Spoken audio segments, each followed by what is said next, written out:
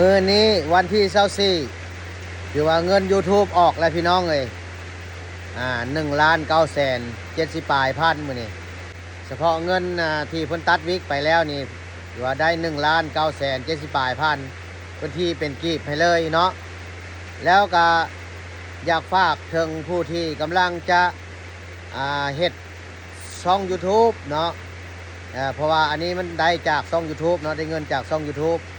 ถ้าว่าท่านใดที่ว่ากำลังสร้างช่อง YouTube แบบสร้างรายได้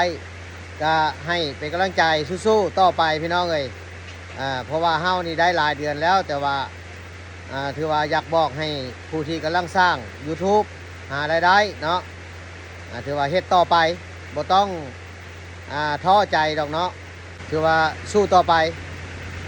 แล้วผู้ที่บ่ทันได้เข้ามาติดตามช่อง YouTube คำมั่นวิธีลาวก็เข้ามาติดตามให้เด้อให้กำลังใจแน่เนาะขอขอบใจฝากกดไลค์กดแชร์เด้อคอมเมนต์แน่เนาะทางช่อง YouTube คำมั่นวิธีลาวภาษาไทยเนาะขอบใจเด้อ